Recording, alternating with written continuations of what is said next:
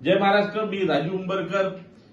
मी आज तुमच्यासमोर हा व्हिडिओ करण्याचं कारण की महाराष्ट्रामध्ये मोठ्या वाजागाजामध्ये या सरकारने कामगारांना भांड्याचं वाटप, घरगुती भांड्याचं वाटप केलं. ते जवळपास एक 10-10.5 हजाराच्या त्या वस्तू असतील आणि हे मोठ्या प्रमाणात जेवढे भांडे वाटले नाही त्यापेक्षा जाहिरातीवर करोडो अब्ज रुपये खर्च करून या शासनाने याचा गाजावाजा केला. परंतु याच्यामध्ये काय उणे आहेत, काय त्रुटी आहेत याच्याकडे संपूर्ण दुर्लक्ष. जणू काही कामगारांना हे दान देतात अशा प्रकारे.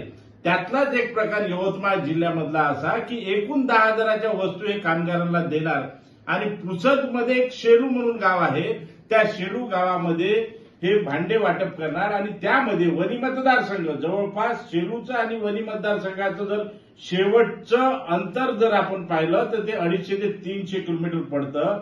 म्हणजेच त्या कामगाराला जर त्याच्या हक्काची वस्तू घ्यायला जायची असेल तर त्याला जवळपास 4,000 रुपये, 3,500 ते 4,000 रुपये खर्च करावा लागतो. आणि हे शासन, हे मूर्ख शासन, याचे मूर्ख अधिकारी हा कार्यक्रम राबवत आहेत. परंतु मी महाराष्ट्र नवनिर्माण सेनेचा सन्मान्य राजसाहेबाचा जागृत कार्यकर्ता आहे.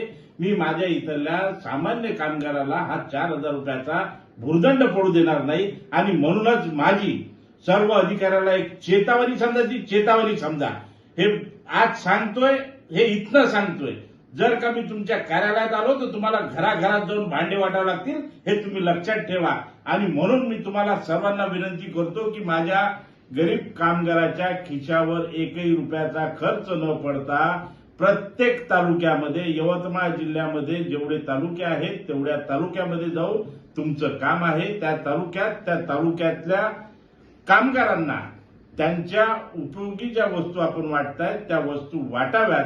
अन्यथा महाराष्ट्र नवनिर्माण सेनेसोबत तुमची गाठ आहे, ही लक्षात ठेवा. हे निवेदन आज मी आपल्याला पाठवतो आहे. या निवेदनाचा जर फरक आज उद्यामध्ये पडला नाही तर मग मी महाराष्ट्र नवनिर्माण सेनेच्या पद्धतीने आंदोलन करेल. मग मला माहित नाही. मी नमस्कार करून आता तुम्हाला हात जोडतोय. हात सोडल्यानंतर कुणाच्या गालावर किती वळ उमटतील याचे जबाबदार तुम्ही राहा. जय हिंद, जय महाराष्ट्र.